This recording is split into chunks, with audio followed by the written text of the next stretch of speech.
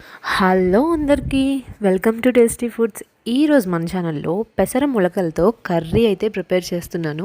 ఇప్పుడు అందరూ మంచి హెల్తీ లైఫ్ స్టైల్ని అలవాటు చేసుకుంటున్నారు.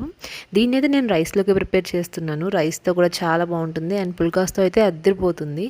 యాక్చువల్లీ నిన్న మొలకలు చేశాను, హాఫ్ మొలకలతో పప్పు పొంగల్ చేశాను, మిగతా హాఫ్తో ఈరోజు కర్రీ చేస్తున్నాను. ఒక ప్యాన్ తీసుకొని అందులో ఆయిల్ వేసుకొని ఆ తర్వాత ఆవాలు కొంచెం చిటపట్లాడిన తర్వాత వెంటనే జీలకర్ర కొంచెం ఎక్కువ యాడ్ చేసుకోండి.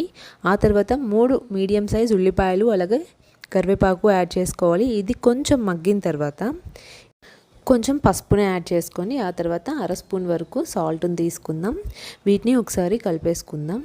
ఆ తర్వాత 3 మీడియం సైజ్ నుంచి టమాటోస్ని మిక్సీ చేసుకొని ఆ ప్యూరీని అయితే ఇందులో నేను యాడ్ చేస్తున్నాను. 3 ఉల్లిపాయలు 3 టమాటోస్ సరిపోతాయి. ఇది కొంచెం మూత పెట్టుకొని మగ్గించుకోవాలి మనం దీన్ని. ఇది కొంచెం మగ్గిన తర్వాత ఓపెన్ చేసి కొంచెం కారం యాడ్ చేసుకోవాలి. నా దగ్గర సడన్గా కారం అయిపోయింది, అందుకే చిల్లీ ఫ్లేక్స్ నేను యూస్ చేసుకుంటున్నాను. కారం కూడా వేసిన తర్వాత ఒకసారి మంచిగా కలిపేసుకోండి. ఆ తర్వాత 1/2 స్పూన్ వరకు, మరి ఎక్కువ వద్దు, ఒక 1/2 స్పూన్ ధనియాల పొడిని యాడ్ చేసుకొని దీన్ని కూడా మంచిగా ఒకసారి కలిపేసుకోండి. స్ప్రౌట్స్ ఎలా కట్టాలి అనే ప్రాసెస్ కూడా ఇంకొకసారి వీడియో చేస్తాను.